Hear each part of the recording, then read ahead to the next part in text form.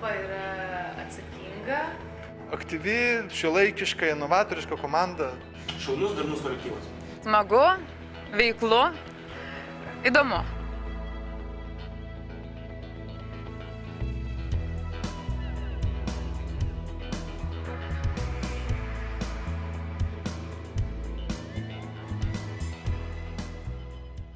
Šitas darbas yra tikrai netradicinis, čia mes nedirbam darbo valandų, čia viskas priklauso nuo tavęs, kaip tu susiplanuosi savo laiką, kaip tu susidėliosi visą dieną.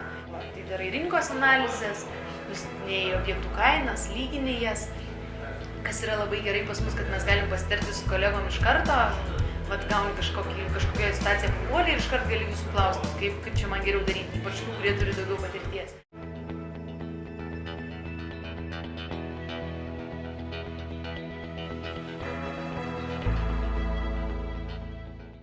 Kalbant bendrai apie brokerio darbą, tai yra darbas žmonėms, kurie yra komunikabilūs, mėgstantis bendrauti. Ir aš sakyčiau, kas yra svarbiausias aspektas, tai yra žmonėms, kurie nori, kad jų darbo rezultatai priklausytų tik tai nuo jų pačių. Nes labai dažnai tenka dirbti darbą, kur, sakai, stengiuosi darau, bet man nepasiseka, nes taisyklės, ten kažkokias tai suvaržymai ar dar kažkas tai. Čia yra labai daug laisvės ir yra galimybių pasiekti daug ir uždirbti.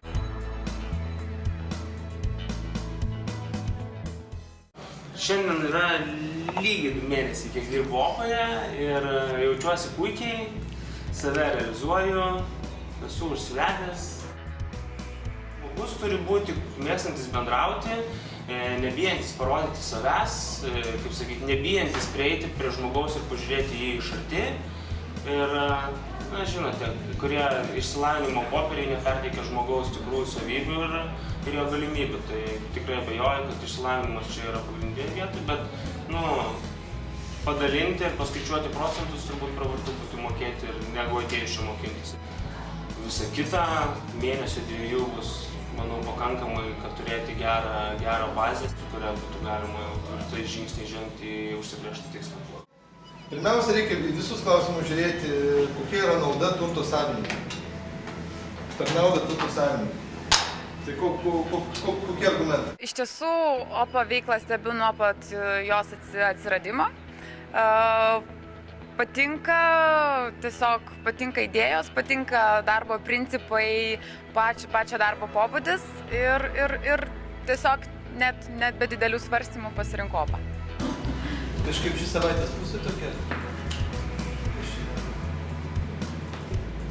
Kreditė mėlyna, kad dar labiau stengiuosi. Rūkšniukus tada, vis tiek rūkšniukus tada. Tai važiavam.